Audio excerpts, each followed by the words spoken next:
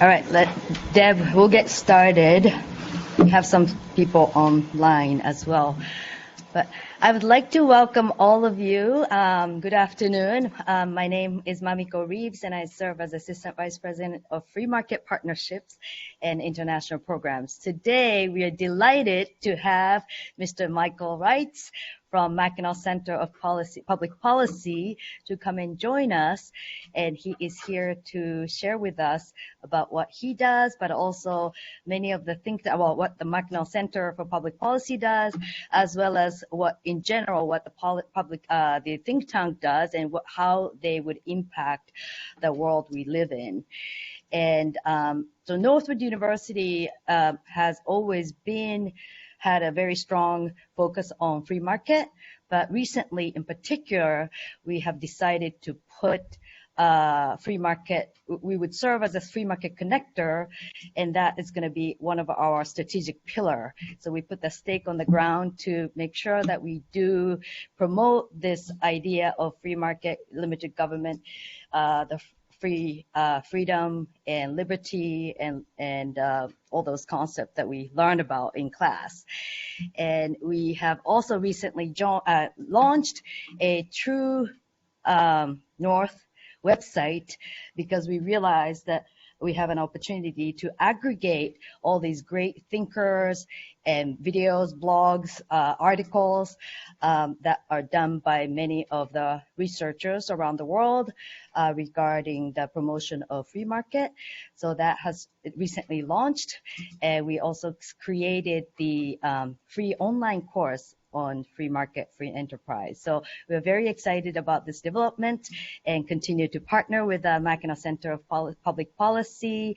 And thank you so much for Michael for taking your busy time to come in and spend time with us. So I wanted to introduce Michael, and he has a long history of great accomplishments. So I'm going to read the bio so that you can get to know him. He is Executive Vice President of Mackinac Center for Public Policy, an independent nonprofit research and educational institute based in Midland, Michigan. He oversees policy development, communications, fundraising, and the center's strategic plan. Michael had joined the Mackinac Center in 2012, where he directs efforts to advance free market recommendations in Michigan. And he also oversees Center's effort to inform public employees of their First Amendment rights through outreach and legal support and legislative affairs. In 2021, last year, the State Policy Network recognized Michael with its prestigious Overton Award for his work at the Mackinac Center and with state-based policy experts. He's a member of American Enterprise Institute's Leadership Network and was co-chair for the Atlas Network's first Global Influencer Summit in 2019.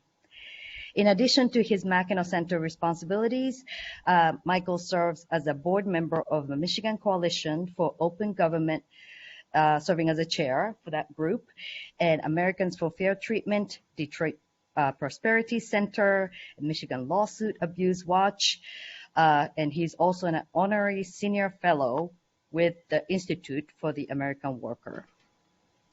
And he frequently comments on public policy issues and has been cited by the Wall Street Journal, Los Angeles Times, Boston Globe, Detroit Free Press, many publications. And Detroit News, he's a co-author of To Protect and Maintain Individual Rights, a reference guide to the Declaration of Rights in the Washington Constitution. He received his law degree from Oak Brook College of Law and Government Policy, and he is a member of the Washington Bar, and it's admitted to practice before U.S. Supreme Court and the U.S. Court of Appeals for the Ninth Circuit. So man of many talents and many accomplishments. So Michael, thank you so much for coming, and then please join us. Oh, sorry. Okay, great to see you all. So confession, I wrote that introduction, which you graciously read, and it took you more than 2 minutes to read it because I timed it. So I think I've got to trim down on my my bio just so I don't have to hear about myself quite as much when I hit the road. Thanks, Mamiko. We met at a Atlas Network event last year, and really kind of stumbled on the question of what can the Mackinac Center and Northwood University do together, considering this unique confluence that we have. Little town in the middle of the state, in the middle of the country, and you've got a world-class educational institution and a world-class public policy organization, both dedicated to the same idea. And I don't think that exists anywhere else. And certainly not in a town with this population. And so we feel really fortunate to be partners and neighbors with Northwood University, and we've got graduates on staff. We've got an intern coming this year from your campus, and I know the collaboration will continue into the months and years ahead, and that's a great thing. So one of the ideas that we kicked around in December when we talked about how could we work together was just a recognition that the world of public policy and think tanks is a little bit murky. It's not exactly clear what we do. We in the think tank business have trouble explaining it to our mothers and our grandmothers what kind of business we're in. And so if that's true for the average person, we assume it's true for the average student. And so we wanted to take advantage of chances to work with or to help illuminate what it is that we do. But instead of just talking about the Mackinac Center, I thought I'd come and talk a little bit about 4 or 5 things, and I've got the clicker here. So I want to talk about the blueprint of what a think tank is and how they operate. I want to talk about one of the early evangelists for think tanks. I'll tell you a little bit about the ecosystem of public policy organizations that the Mackinac Center operates within. I am going to talk about the wizardry of what we do, and there's some art and some science, and then I think wrap up with some discussion around how does one actually get a job in this business. So that's what I planned on covering, but I don't want to assume that that's what you planned on hearing. So I know it's typical to wait to the end to ask questions or do Q&A, but I would be curious if any of you have questions right now that you want me to be sure to address as I go through this material. Just fire away. I won't answer them right now. I'll just be sure to answer them. I have a couple questions. Do you see the sheer number of public institutions in the state reducing? Not under Rick Snyder, we'd see something like 552 independent school districts go down. So have you seen any movement on the consolidation of public education in the state? Okay. And I'm looking forward to hearing how you're going to explain how we can impact public policy. Okay. As a human individual. Okay. All right. What else? Maybe you already touched on this, but what can individuals that are not directly employed in the public policy industry do to support institutions that they agree with? Yeah. Okay. How does the individual connect and influence things? Okay. I have a little bit more personal questions, but like how did you end up working for think tank, and what kind of people actually come into think tank in general? Yeah. Okay.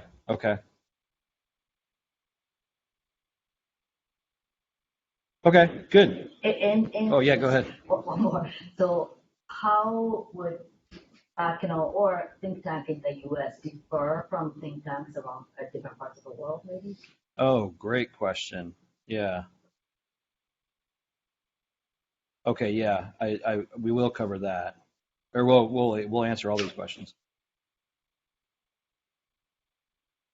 Okay. Anything else? All right.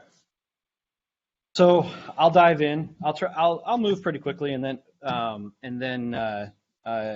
we can go back and forth as I talk, or at the end. I think we've got plenty of time to answer all these questions. Okay. So the reality is that think tanks are in the idea business. I don't know that you would find that in the Webster's dictionary definition of a think tank, if we even exist in the Webster's dictionary.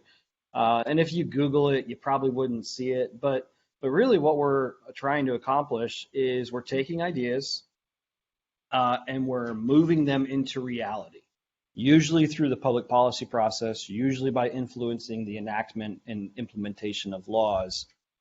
And there are a lot of great quotes about the power of ideas and how they influence society. This one happens to be my favorite, and it's Frederick Douglass's insight that when an idea kind of comes into the world, ain't nothing going to stop it. It is a powerful force, and there is no way for an idea to be erased once it's been spoken. And oppressive regimes and currently maybe tech corporations are very actively trying to squash information and ideas.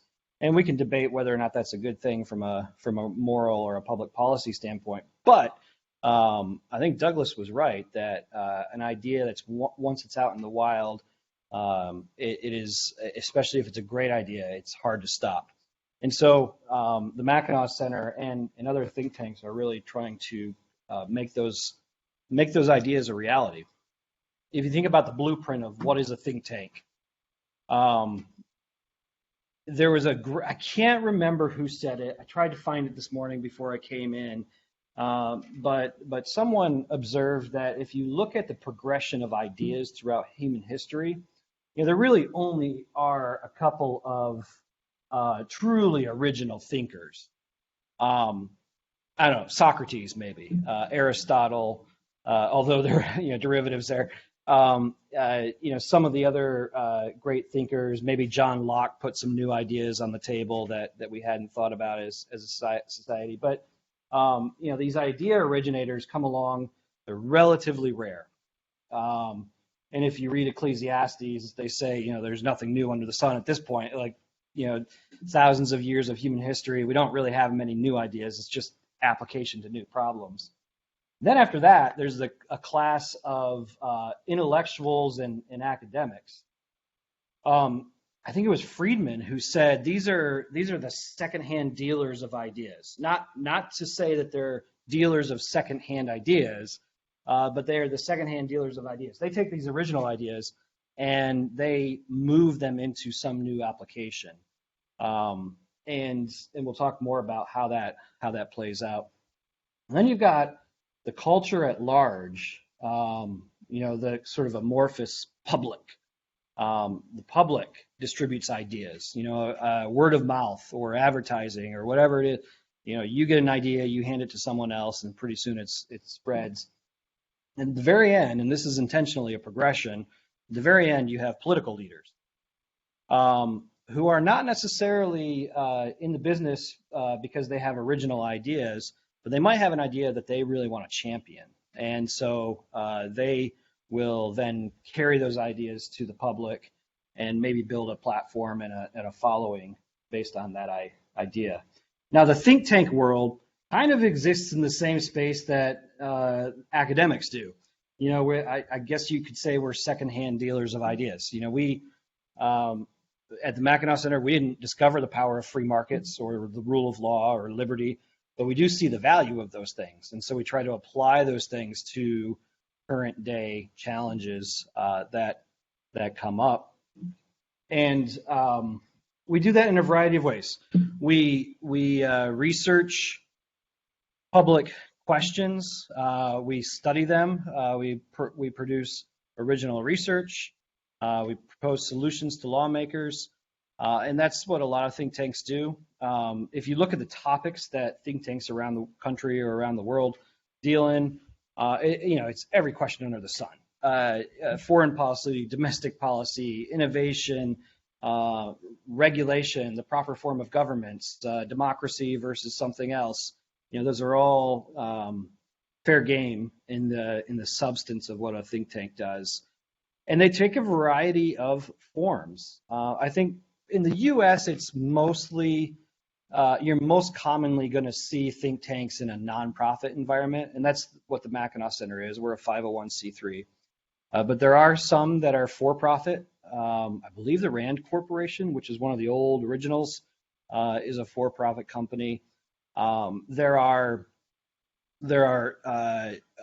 research firms that would pass themselves off as think tanks that do more contract research.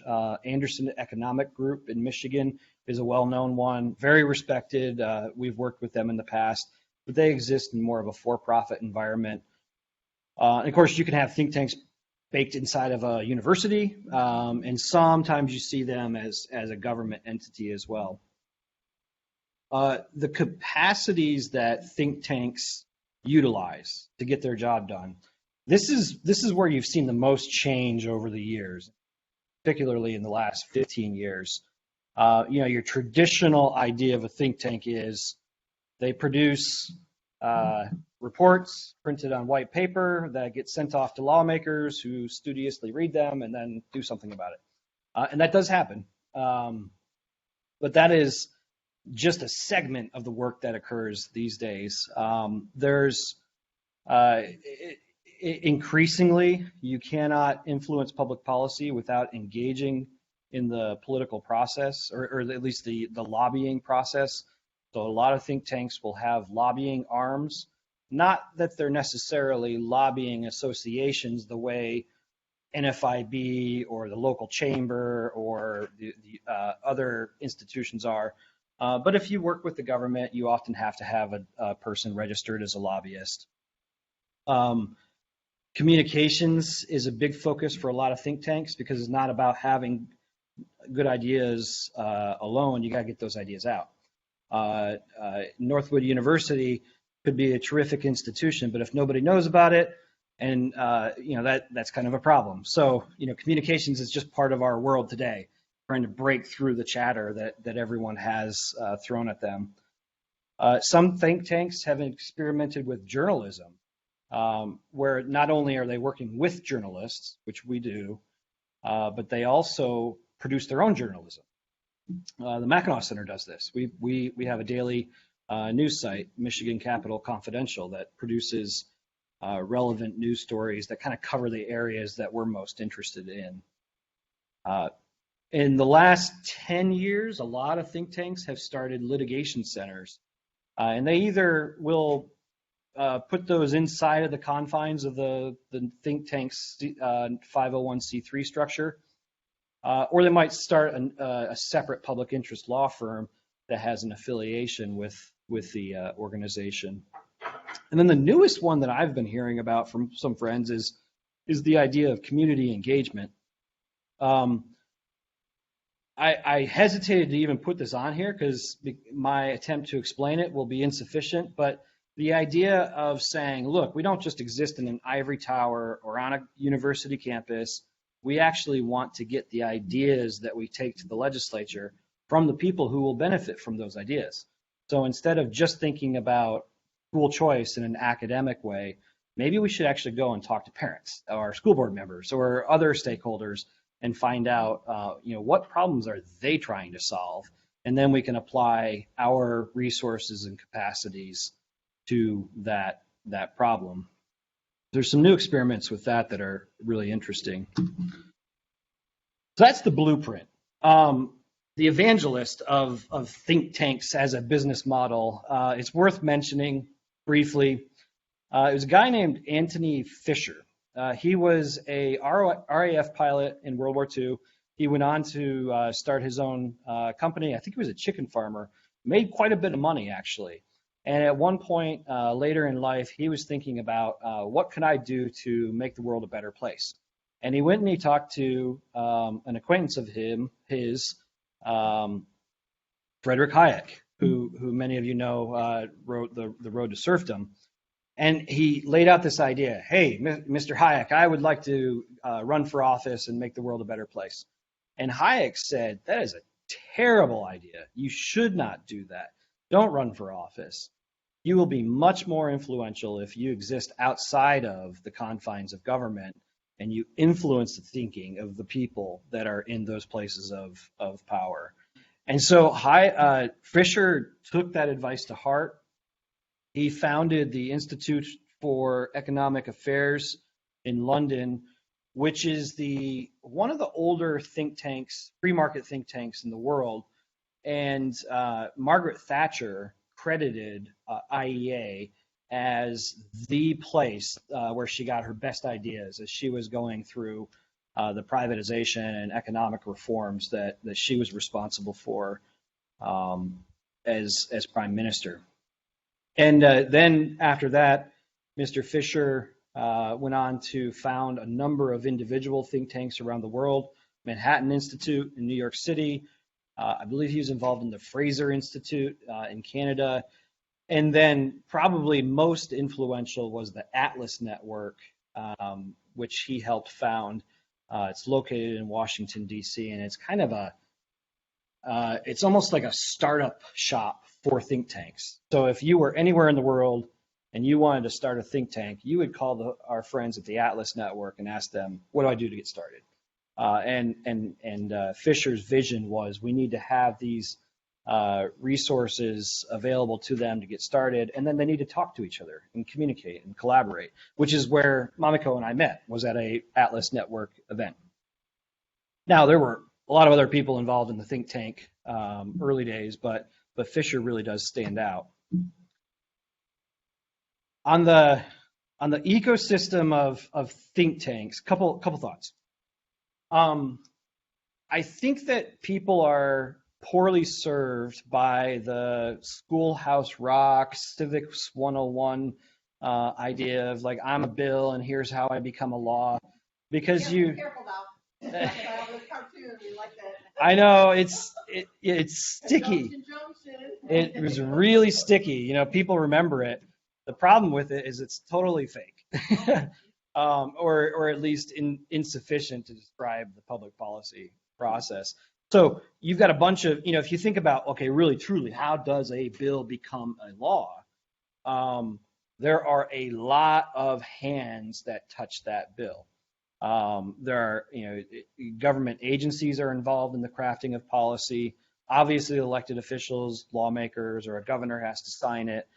They have staff members that work for them, but they don't, typically, like in the Michigan legislature or in U.S. Congress, they're not sitting around saying, what new thing should I start today? They're usually having stuff brought to them by either constituents or stakeholder groups or voices that they listen to, which is fine. That's just the way that policy process works. It's not right or wrong. So elected officials and their staffs, and then you got the political parties, which don't really exist to enact policy. The GOP or the Democratic Party, they're not interested in policy, and in a sense, they shouldn't be. They exist to elect candidates. They're like the recruiting. If you think about a football team, professional football team, the sports agent is not really involved in devising the strategy of a playbook or of a particular play, and they're not involved in necessarily evaluating the strengths of the team. They're just trying to get their guy on the team. And so, the political parties are trying to get their people into office, and hopefully, each one wants to hold a majority. And then on top of that, you got lobbyists and business groups and labor groups and lots of people who influence the public policy process. And I'm mistaken not to include real people to be distinguished from everything else that I just listed here. But, just the individual men and women who interact with the public policy process, constituents, they influence things significantly. And I will talk about that a little later. So in the U.S., there are 2,200 think tanks at the latest count. University of Pennsylvania does an annual index of think tanks. Cool thing for the Mackinac Center is we're usually ranked fairly high in the list of of U.S. think tanks. So that's always cool to see. You know, it's really it's a little bit of a judgment of your peers, but just like your university would want to be well known among other universities, it's nice to be known in the think tank community. Worldwide, the estimate is about 11,000 think tanks in one form or another. And the University of Pennsylvania does an annual list and ranking of those institutions. If you look at where think tanks are, they're primarily clustered in state or national capitals. And that kind of makes sense. You know, like your lawmaker or your staffer needs to be able to walk across the street and talk to the smart people at the Brookings Institution or the Heritage Foundation. And proximity does matter even in this day and age. So there are a lot of think tanks in DC. And to a lesser degree, but still true, there are a lot of think tanks in state capitals. There is a story about why the Mackinac Center is not in Lansing, and I'll tell that a little later.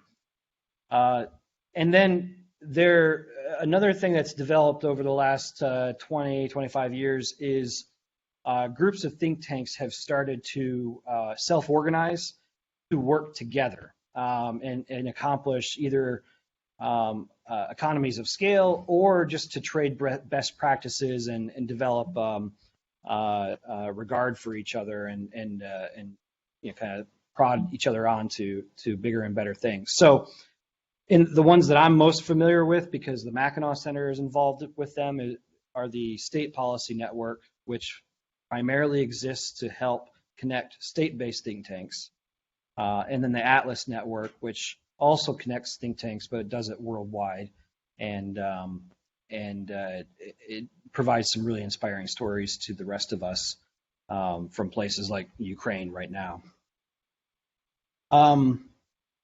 I think that's all I'll say about that for the moment. But I will talk about the Mackinac Center for a second. Now, if you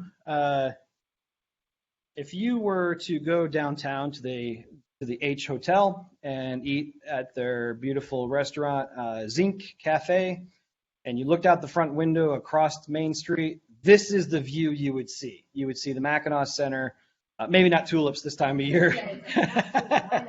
But you'd at least see the brick and limestone and our facade there. The Mackinac Center was founded in 1987. It's always been located in Midland, and we're primarily focused on Michigan policy. But because we've been around for a while, and because we've trained a lot of other think tank professionals on how to do this work, we do tend to have a international reputation, you know, perhaps evidenced by that index ranking. And we've primarily existed right in that block there on Main Street. Now, when we were first founded, we were behind Pizza Sam's, kind of where the little computer shop is right now, and part of our office actually overlapped with the Pizza Sam's dining room. And a few years after we existed, someone said, we need more space. We're like 3 deep at the conference table. And one of our staffers, my colleague, Amy Green, said, what about the Woolworths building down the road? This was back when you had department stores on Main Street in Midland. And so with the help of some generous donors, we were able to buy that property, kind of gut it, and then build a beautiful office building well before a lot of other state-based think tanks had office space quite like that. Now, the reason we're in Midland to begin with has everything to do with our first president, Larry Reed. We were founded in 1987. And initially, we had a volunteer or a contract executive director, and we had some scholars who volunteered their time to do research for us, but we didn't have full-time staff. And about a year in, the board of directors realized if we're really going to grow this, we've got to have full-time staff. And so they began to look around, and they landed on a guy named Larry Reed. who was at one point in time a professor here at Northwood University. And he had gone on to run a think tank in Idaho. And so the board of directors contacted Larry and said, hey, would you come back and run this new think tank in Michigan? And Larry's response was, yes, but only if I can do it in Midland, because I know that town, I know the donors in that town, I love that town, and I don't want to do it anywhere else. And our founding directors said, good enough for us. We don't really want it to be a swamp creature, right out of the gate. And so, yeah, fine. No need for you to be in Lansing. Now, since then, we actually have opened an office in Lansing because we were sending staff down there so frequently to interact with lawmakers. We were spending a lot of money on rental cars and gas reimbursements, and so we thought we better park a couple of people down in Lansing full time, and that occurred a couple of years ago. The institution. Just a couple of quick facts. It's about a $10 million budget the last few years. We've got about 40 employees. Every year we have maybe 10 or 12 summer interns, a couple interns throughout the year. And our board of scholars is about 50 academics from around the country primarily. I don't think we have any international scholars on our board of scholars. And they contribute to our research process. We're funded 100% by charitable contributions. We don't accept any government money because we feel that it allows us to have independence when we criticize government programs if we're not reliant on government programs. I think you all understand that idea here. And so every year we raise our budget and then operate accordingly. We've got 6 research divisions, just to give you a sense of the topics we look at. So we look at matters of public education, energy and environment, labor market regulation, healthcare, fiscal policy, and criminal justice. And we do employ a lot of the sort of extra capacities that I mentioned earlier. We've got a litigation shop, we've got a journalism division. We do a lot of outreach. We do a lot of social media outreach, and we do a lot of work with public information where we get government data and records, and then we reassemble those things and put them in databases that are easier for the public to consume. So that's the boring version. What has the Mackinac Center actually done? This is something I wrote up a couple weeks ago, but I'll pick from it a little bit. So thanks to the work of the Mackinac Center, teachers in Michigan are free to work without being forced to pay a union for a political agenda they disagree with. Families enjoy new educational opportunities that didn't exist before. They're not bound to the public school closest to their house. Uber drivers, or Lyft, if you prefer, Uber drivers can operate freely in Michigan without being convicted or being guilty of committing a crime just for giving someone a ride in their car. There was a risk of that at one point. More recently, the Michigan governor, currently Whitmer, but this will apply to future governors as well, is no longer permitted to declare endless emergencies that can go on and on and on, which was something we faced with this COVID-19 pandemic. And then my favorite is Michigan taxpayers are no longer on the hook to pay for wasteful subsidies to Hollywood production companies to come to Michigan and film for a couple of weeks, and do nothing to employment, and then release terrible movies like Batman versus Superman, which you paid for if you pay taxes in Michigan. And many other terrible films. Well, maybe some good ones too, but the point being, Michigan eliminated its film subsidy program a few years ago, mostly due to our work on that topic. And the film industry is fine, as far as we can tell. They're continuing. So that's the Mackinac Center. Now, that's who we are. Now, how do we do what we do? The wizardry. It's not actually wizardry, but it is kind of a theory of change. And if you look at, if you study public policy or social movements, this is a fascinating topic. Like, how does stuff actually change? If you look at 100 years ago, women did not have the right to vote in America. And today, that's an absurd idea. If a politician ran that platform to go back to the good old days of, it would never fly. That person couldn't get elected for any office. So how did that change? What occurred on the ground? Who are the people who made it possible? We know versions of that story, but it's helpful to understand what the drivers are. Or more recently, the move around education. There's just huge shifts in the public's attitude around education, and you're going to be working with our education department, so you're going to see some of this firsthand. It used to be that the biggest obstacle to any education reform was people just didn't care. I know the school system's not perfect, but I like my school system. My kids are well cared for.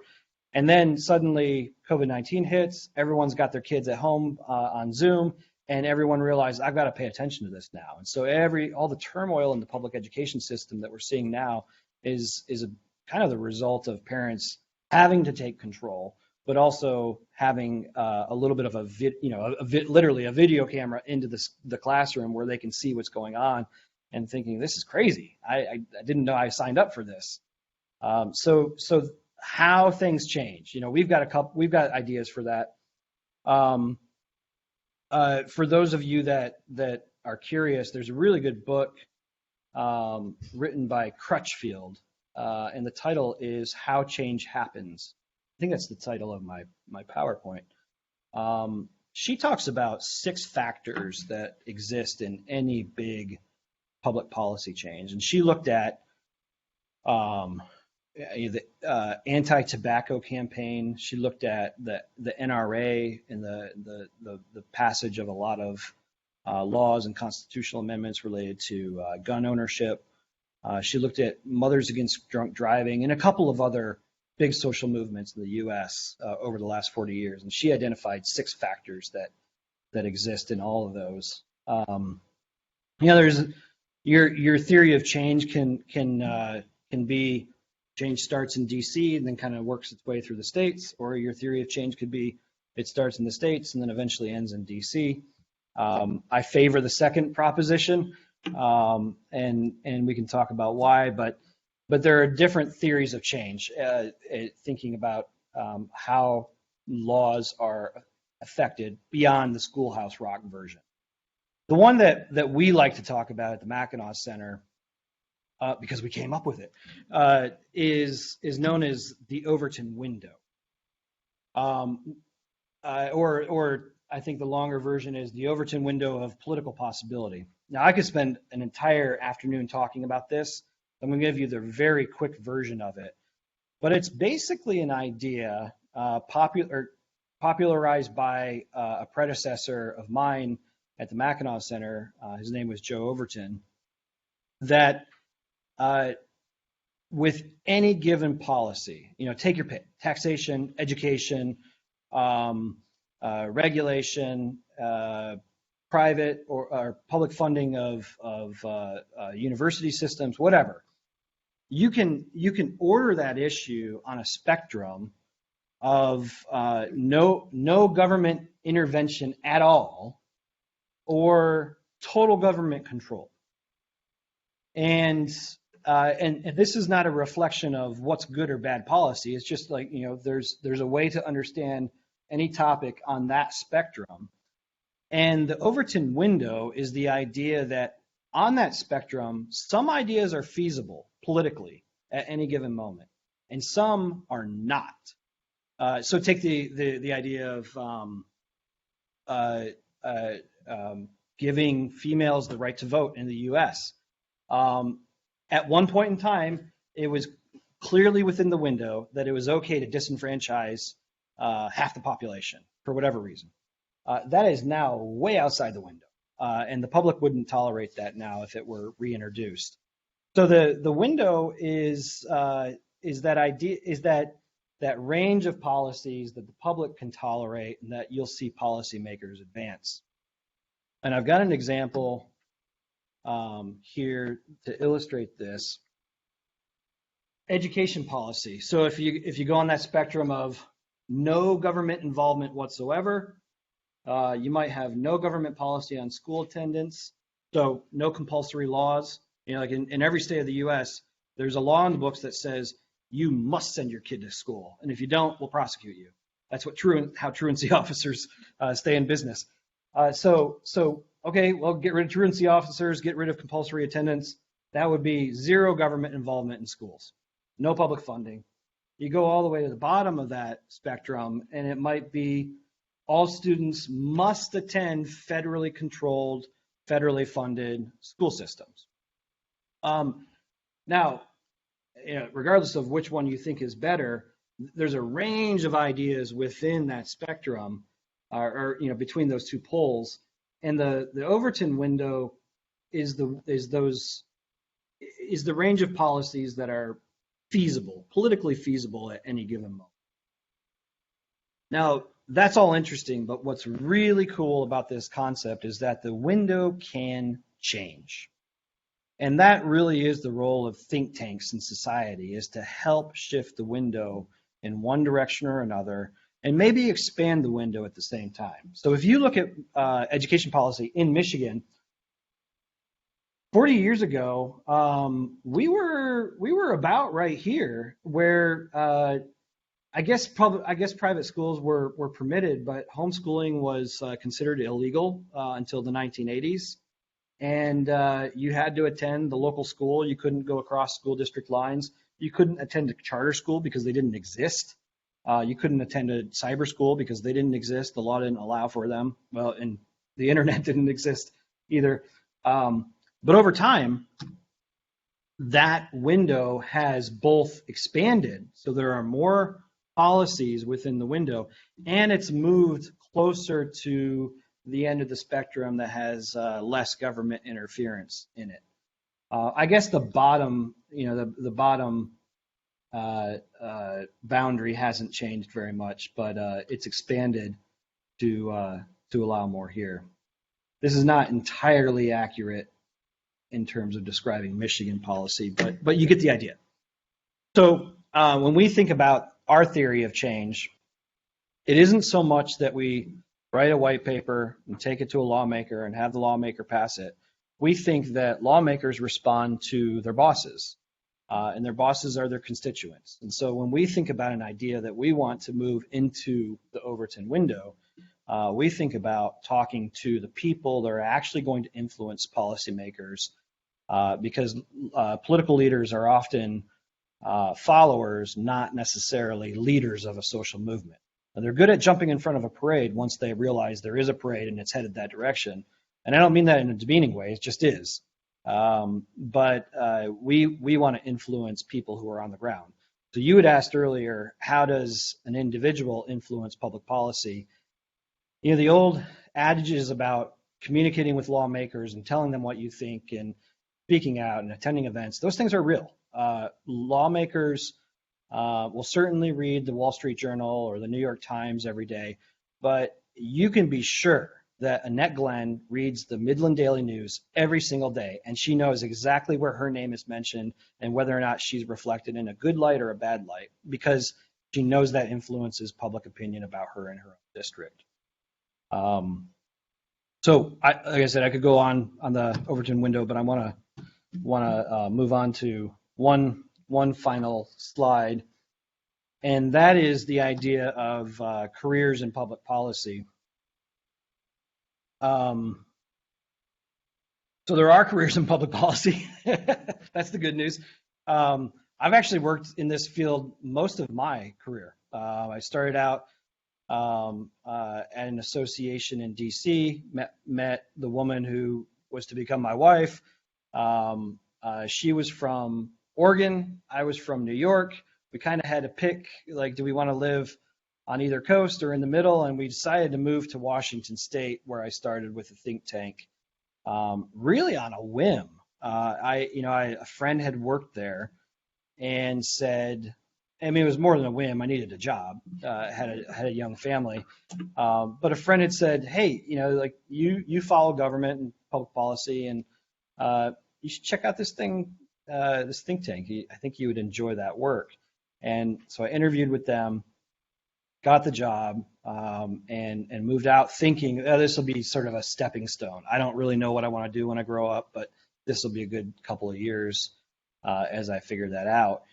And I loved it. I just absolutely fell in love with it because you could see, well, it was, like that concept of moving ideas into reality. I could see, I remember the conversation we had around a boardroom table, and now I can see it exist in state law. And all the machinery, the fundraising and the communications that goes into making everything successful. I enjoyed that as well.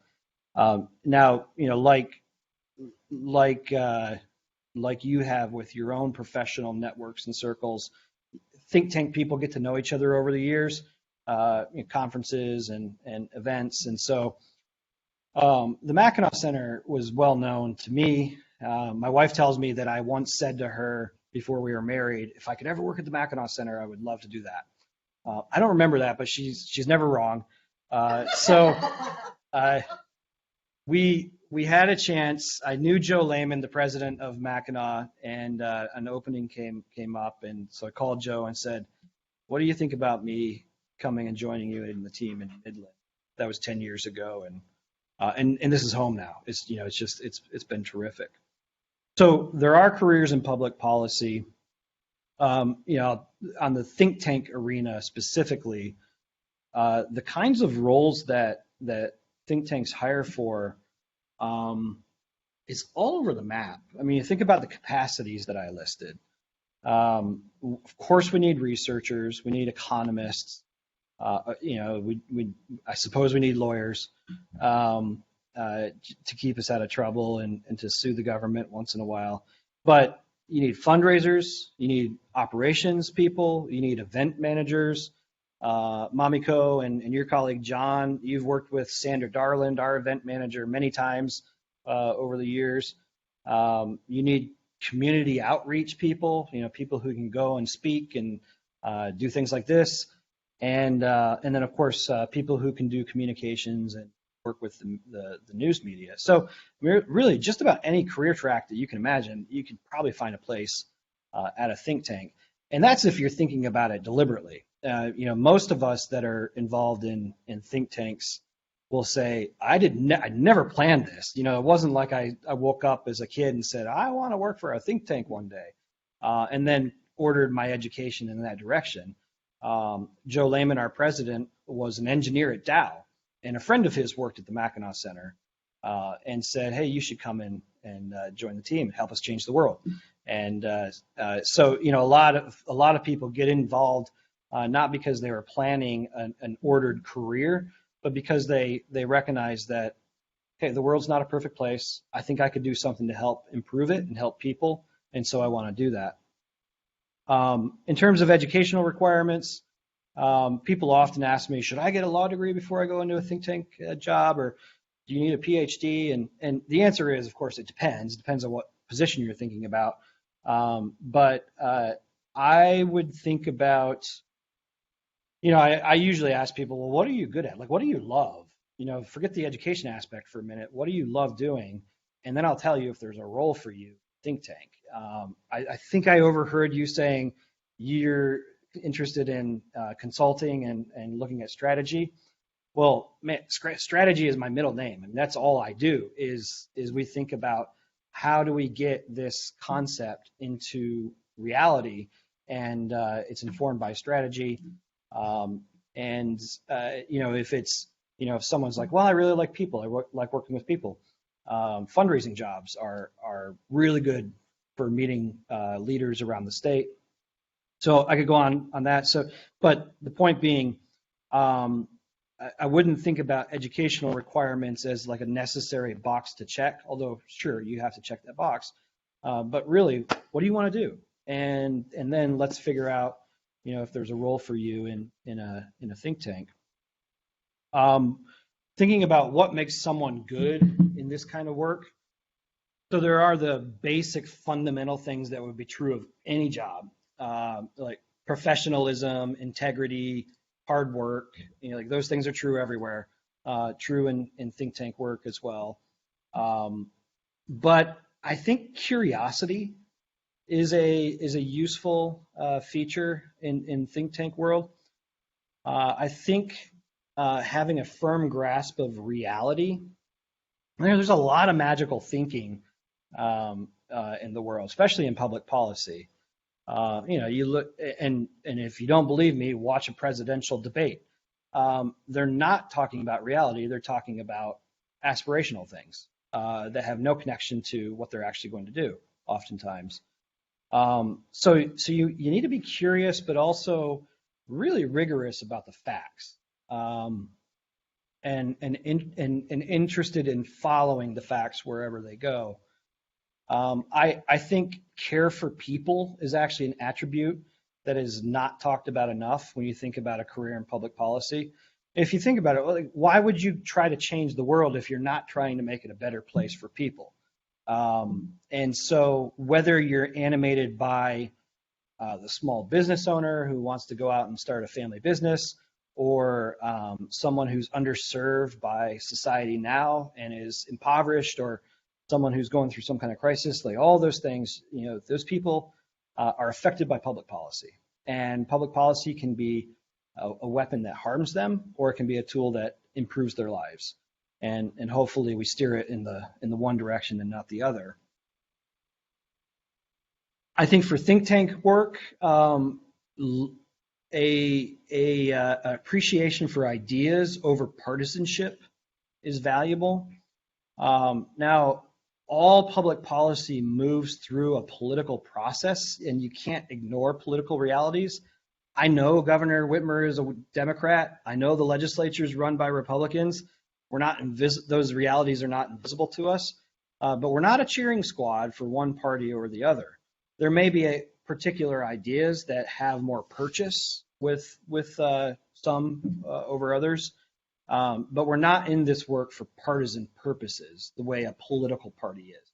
And we actually have to educate political parties on a regular basis that, hey, we're not a cheering squad for your team. Like if you do something good, we'll acknowledge that. If you do something negative, we are going to point that out too. And so a comfort level with that kind of nonpartisanship, where you're really thinking more about the idea as opposed to team red or blue, is probably helpful in this work.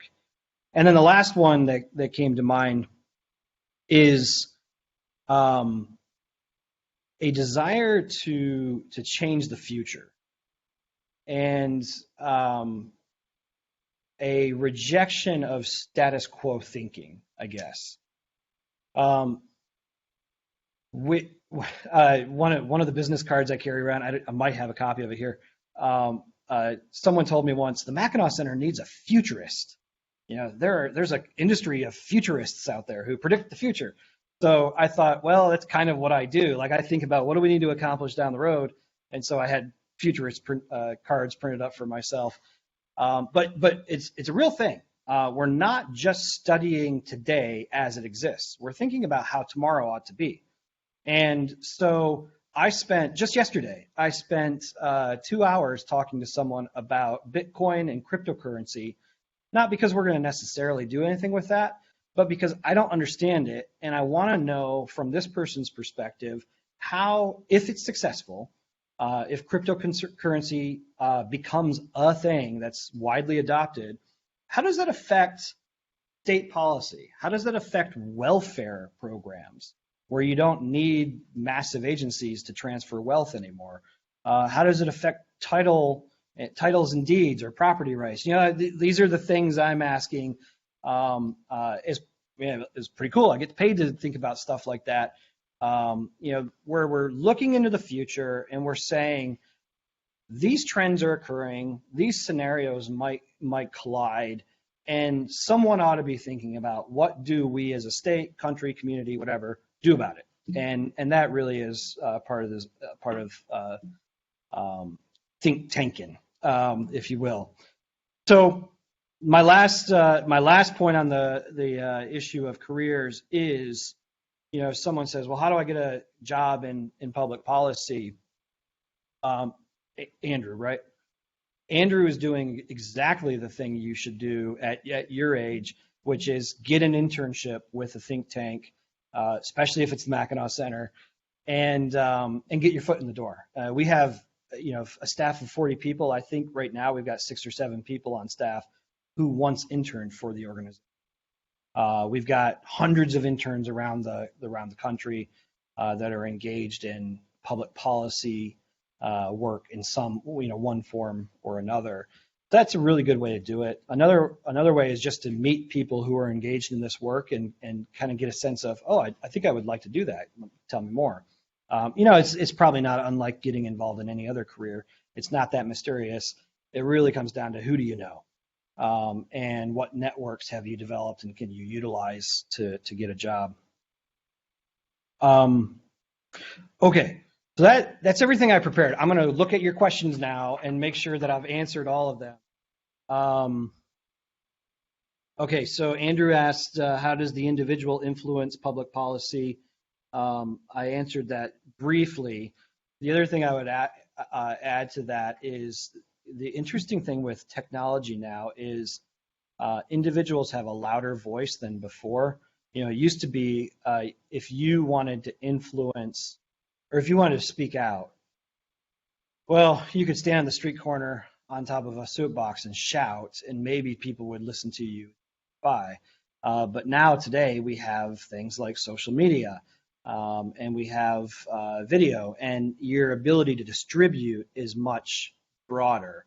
Really, the influence over individual lawmakers is a great way to go, and then getting involved in organizations that are doing things you like or that you appreciate. So, if you think about your time as a resource, some people have a lot of time and no money. Some people have a lot of money, no time. And so part of why donors support groups like the Mackinac Center or other think tanks is they have resources available to them, but they don't have a lot of time to apply to public policy making. And so they support our work. And they're I hear from them all the time that I can't do what you're doing, but I'm really glad you're doing it. And here's some support to make that possible. Volunteering for a political party is another way to get involved. I don't have as much experience in that world, but I know a lot of people who are influential today would have gotten a foot in the door through volunteering. Mamiko asked, how does Mackinac Center differ from other think tanks? I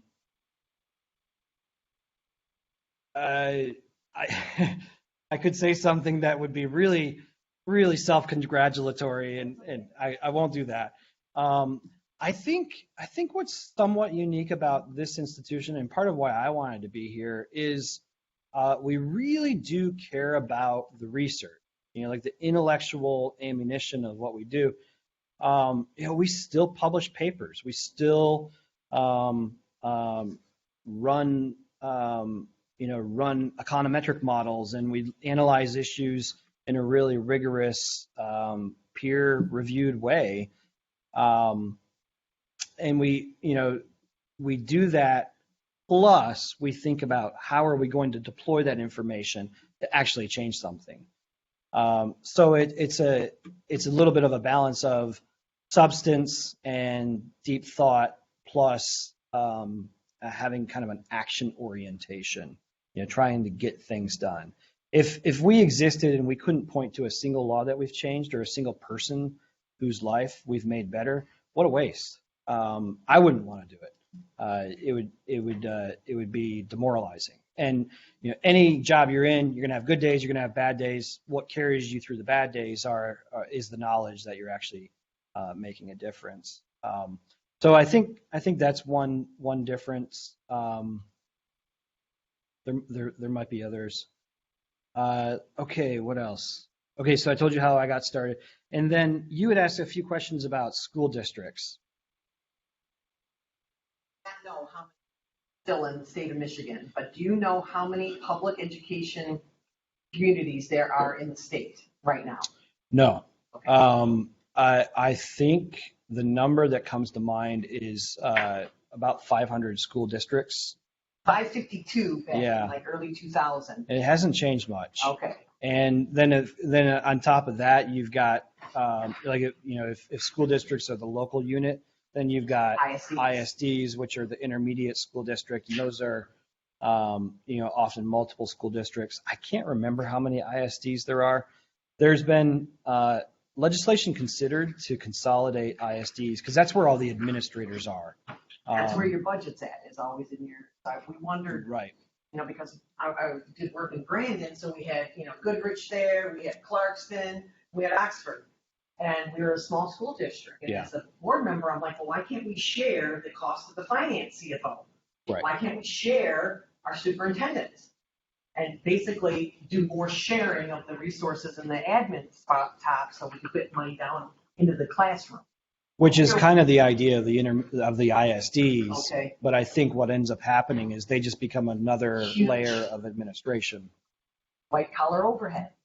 So I'm just wondering if anything happened with that, because there was a movement back in early 2000 Yep. to really, I think it was under Rick, to really kind of look at how could we osmosis these numbers into more manageable, larger districts. Yeah. If you will. Yeah. I wondered if anything. No, so it is an idea that resurfaces, every few years. I know recently we looked at consolidation of school services.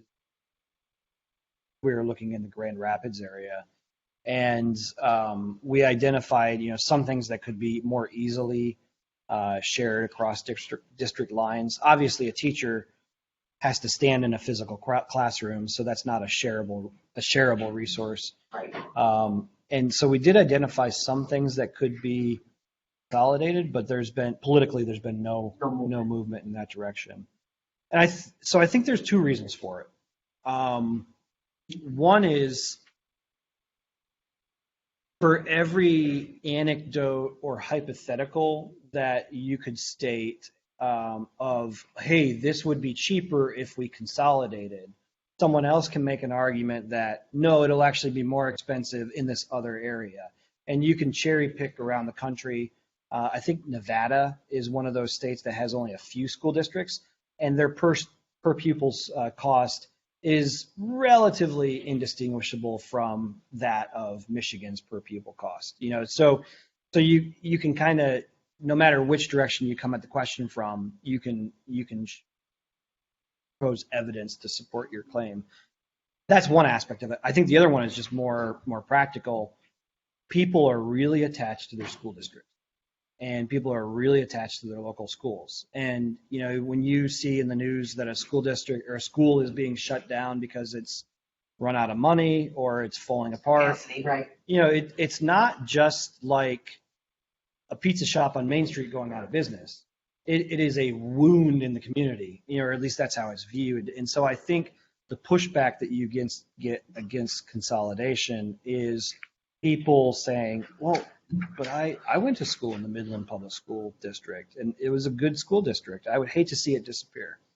So that's more emotional, but politics is emotions plus public policy. That's the reality. So I'm happy to answer any other questions. I don't know if we have a way of looking online too, if there are questions online. But what else? So I've dumped a bunch of information on you all. What else can I tell you? Yes. I find that the majority of people that work in public policy started their career there or ended up. Oh, good question. I would say increasingly now it's the former. They started their career in public policy. When I break that question down a little bit and look at the universe of state-based think tanks, which is kind of a recent phenomena, maybe the last 35, 40 years. So, like most of my lifetime. But a lot of the people who started those early think tanks, where we can go and look, they were late career people. So there are lawmakers who are looking at I've got these great ideas. I'm out of office now, but I want to carry them forward. That was true of the think tank that I worked at in Washington State. It was a former legislator who started a think tank. And that was pretty much his last job. He stayed in public policy after that. The Mackinac Center, Larry Reid didn't start the Mackinac Center, but he was the first president. That was after a career as a professor and a think tank leader, and he had run for office. So I think that was more, it was like late stage career back in the early days of state-based think tanks. Today, there are just so many pipelines into that work that we're just seeing more people come into it and then parking out there or, existing there for the rest of their career. Of course, there's people who come in and out too. You don't make a lifetime choice, but it's probably the average age of people in the think tank community, and certainly at think tank events, seems to be going down compared to even 10 or 20 years ago. Michael, we have a question online. If we were interested in working at a think tank, what advice do you have for us? Or how can we position ourselves to get a job offer from one? Yeah, a couple things. One, it isn't entirely what you know, it's who you know. And that's true for any job. We got some people who have had a few jobs, I'm sure. I know for myself, every job I have ever had was not because I sent in an application and then waited for them to call me for a job interview and went to no, it was like I had an inside hand. The job I got here at the Mackinac Center was because I knew the President Joe Lehman and called him one day. The job I got at the last think tank was because a friend referred me. The job I got before that, another friend referred me. So your network, my advice for someone earlier in their career is your network is an asset, and it is an appreciating asset over time. And so thinking about how should I conduct myself so that down the road I can continue to work with people that I knew early in my career. That means you work really, really hard at whatever job you're given early on. You don't burn bridges unnecessarily. There are reasons to burn bridges, but those are fairly rare. And you're nice to people. It's that simple in terms of cultivating a network. The other suggestions I have for think tank work specifically, if you're not a good writer, your career advancement in public policy will be very limited. I happen to think that's true for a lot of industries, but it's definitely true for the think tank world. We are a communications shop. We exist to promote ideas. You do that through communication, and I don't know what the percentage is, but let's say 90% of what people consume is still written. Even if it's a video script, it was written. Very little is just done. Even reality TV shows are written before they're performed. So everything is written down, in terms of communication. And so if you're a good, effective writer, you will be effective in a think tank. If you can't write, it'll limit your options. And so that's one that people often ignore. And then, maybe the other advice is it's good to have a well-rounded internal life and like intellectual life, and of course education's a part of that. I mentioned curiosity earlier, but then someone who has read widely and read the classics and is familiar with those ideas is going to have a better job getting in the door or getting a job offer than someone whose only reading content is People magazine. I can name hiring instances where we ask the person, well, what do you read? And if they don't have a fairly robust answer to that question, it's like, well, they may not be the person for us. So read, and guess what? Reading helps writing too. So the more good reading you read, the better a writer you become. So those are the things that come to mind. Very good. Chip had a question. Hear more from the people online. No, go ahead. I've actually got three, but I can space them out. First question I had is just to get a flavor for what the other state organizations that you collaborate with from time to time, where you have commonality of issues. I'm just wondering kind of what the balance, and I'm sure it shifts annually, but the balance of issues that are unique to the state of Michigan versus common challenges across states in terms of the content that work us around.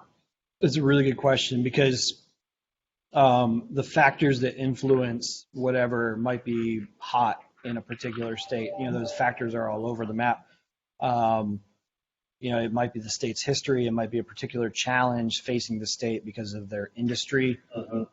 It might be climate related. The roads in Michigan are a problem because we have rough winters.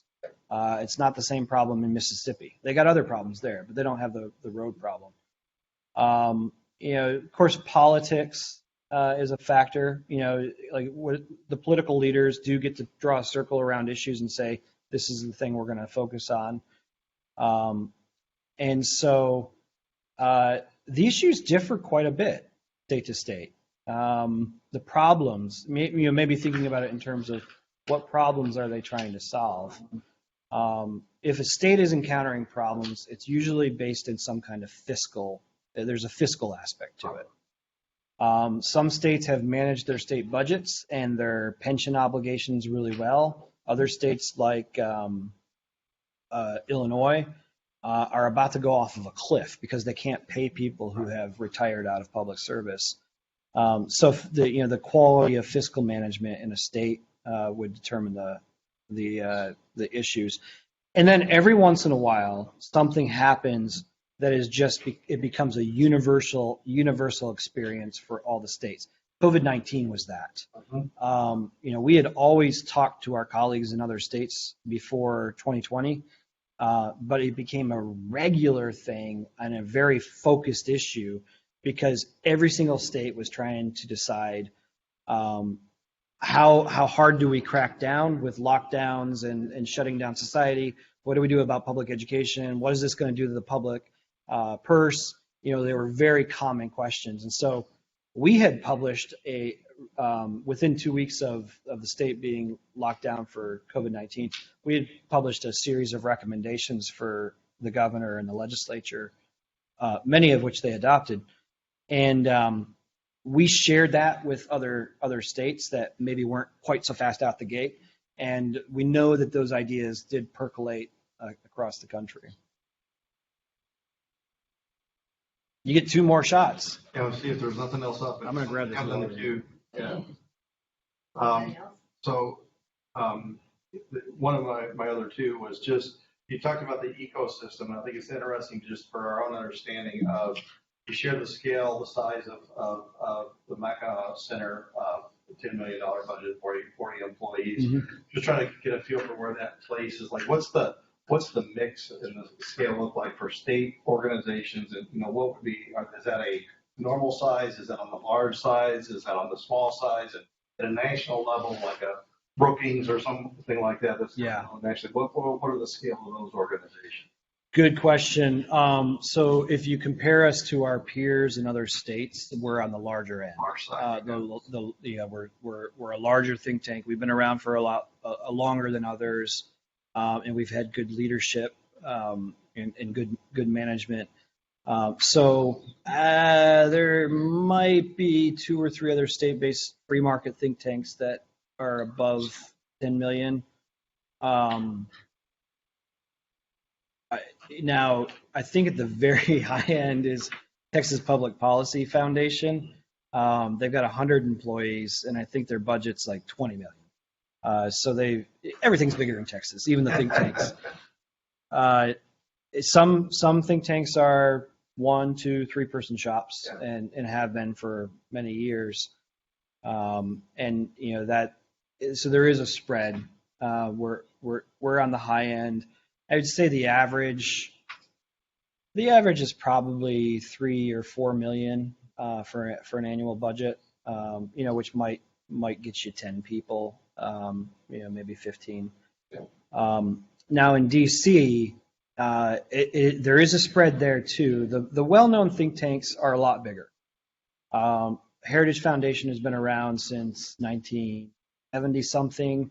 I think they've got almost 300 employees. I mean, their internship class alone is bigger than our entire organization.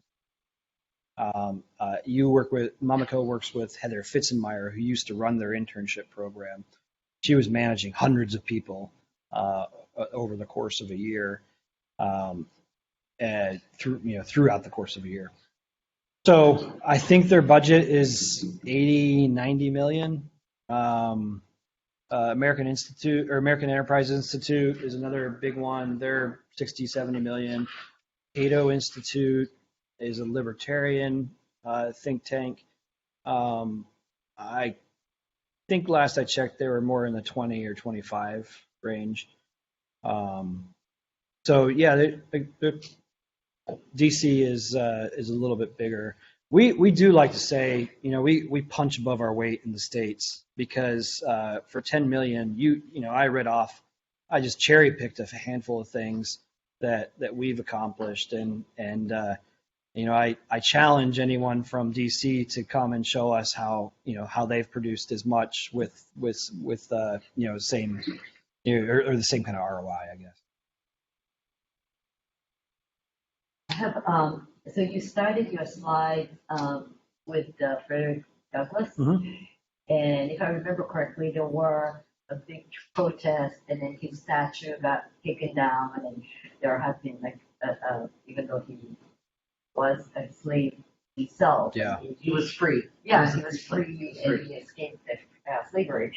And there are a lot of a cancel culture that are happening in the nation, and it's good to hear that Mackinac Center is more of a nonpartisan. So you only praise the good work of whoever the either red or blue would do.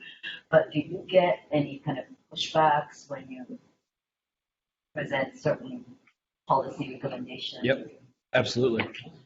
We have a point of view. And we find a lot of affinity with the same ideas that you espouse with the Northwood idea. We believe in free markets. We believe in individual liberty, the individual over the collective. We believe in the rule of law and the value of institutions. And we're not. I think we can say that we advocate in a effective and polite way, but we're not ashamed or apologetic for what we recommend. And anyone that sticks their head up above the crowd, people take whack. You get whacked. Yeah. So we've had. And that'll be the last time you do it. Maybe you enjoy it a little bit. We've had protests in front of our, Midland's a polite town, but we've had protests in front of our building. It's rare, but it happens. Did you see the cancel culture? They bombed and stormed the last Alan West presentation at a local university. Yeah, that's a troubling trend. On the topic of free speech broadly, one of the ideas of a free society is people get together and they agree to some non-negotiables. Like, here are the rules of the road. We're going to do these things together. This is the process we will use to elect people and pass laws.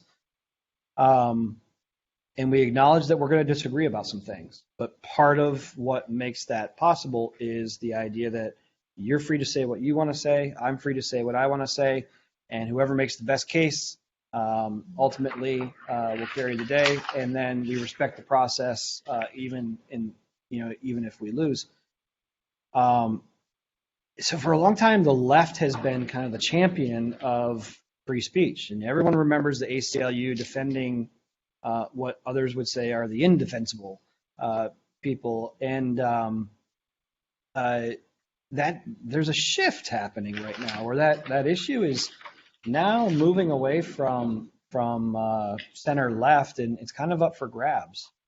So the whole idea of cancel culture and that trend that we're seeing on college campuses or in the tearing down of statues, it's a troubling development for public discourse.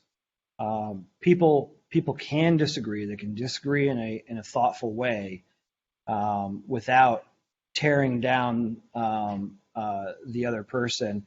But we seem to be losing that muscle memory as a society, and so part of why we do a lot of outreach, not just to people who we know might agree with us, but also people who may disagree with us, is we want to model that kind of dialogue.